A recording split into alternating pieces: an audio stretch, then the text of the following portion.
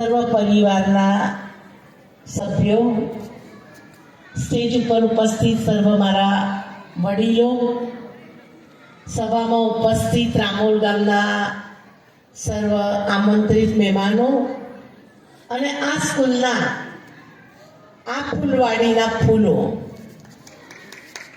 આજનો દિવસ મંગલ દિવસ, શુભ દિવસ કે આપણા માટે એક નવી સ્કૂલનું ઉદ્ઘાટન થયું અને એ ઉદ્ઘાટન પાછળ આપણા દાતાશ્રી વિક્રમ કાકા કે જેમણે કેટલી મહેનત કરી, કેમ કે હું આને જોતી તો બાને એકદમ ત્યાગ મૂર્તિ, કંઈ પણ એમની અંદર વધારાનો ખર્ચો ના દેખાય, સિમ્પલમાં સિમ્પલ.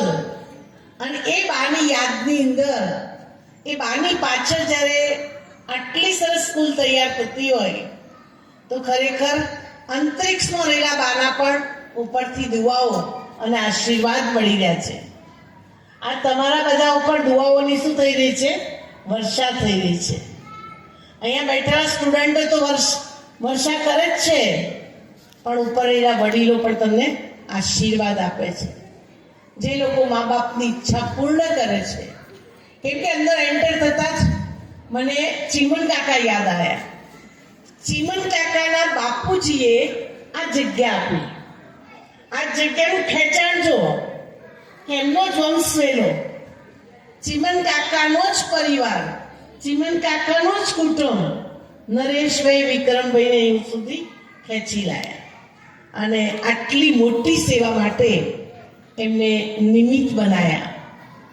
પૈસો તો ઘણા બધાની પાસે હોય, પણ પૈસો સદમાર્ગે વપરાય, સારી જગ્યાએ વપરાય, એ પૈસો પવિત્ર માં લક્ષ્મી છે. એ માં લક્ષ્મી સદા એમના જીવનની અંદર, નરેશભાઈ વિક્રમભાઈ તથા સર્વ પરિવારના જીવનની અંદર માં લક્ષ્મી સદા રહે. 2026નું વર્ષ 9 વર્ષ કહેવાય. ગુજરાતી માસ પ્રમાણે આપણે દિવાળી પર 9 વર્ષ કહીએ, અંગ્રેજી માસ પ્રમાણે આ 9 વર્ષ બેઠું. 9 વર્ષની અંદર આપ સૌને ભગવાન તન તંદુરસ્ત રાખે, મન સદા ખુશ રાખે, સ્થૂલ ધન અને સૂક્ષ્મ ધનથી સદા ભરપૂર થાવ એવી પ્રભુ પિતા પરમાત્માને પ્રાર્થના છે.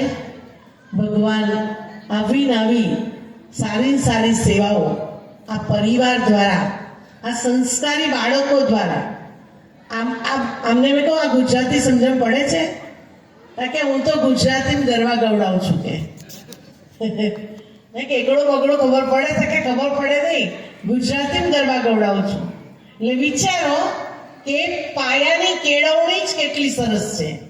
નહીતર વિદેશથી આવેલા બાળકો ગુજરાતી શબ્દ બોલી શકતા નથી, પરંતુ આ ફૂલ ફેમિલી ગુજરાતી ભાષાને પોતાની ભાષા સમજી સાચવીને રાખી છે. એમ આજના પ્રસંગે આપ સૌ વડીલો તથા અમારું નરેશભાઈનું ફૂલ ફેમિલી અને અમારા મહેન્દ્રભાઈ, જેમના આયા પછી મને લાગે 12મો કે 13મો પ્રોગ્રામ, આ મોટો પ્રોગ્રામ થઈ રહ્યો છે, બરોબર ને મહેન્દ્રભાઈ? આત્મા છે. 12મો કે 13મો પ્રોગ્રામ મોટો થઈ રહ્યો છે, જમણવારી સાથે. અને ટોટલી મેનેજમેન્ટ કરવાની શક્તિ ભગવાને મહેન્દ્રભાઈને ખૂબ આપી છે. ખરેખર આવા બેસ્ટ પ્રિન્સિપાલ પ્રાપ્ત કરવા એ પણ આપણું અહોશો ભાગ્ય છે. સર્વ સ્ટાફ મિત્રોને પણ થતું હશે કે અમારા પ્રિન્સિપાલ બહુ સરસ છે, અને વિદ્યાર્થીઓને તો થાય છે જ કે અમારા પ્રિન્સિપાલ બહુ સરસ છે.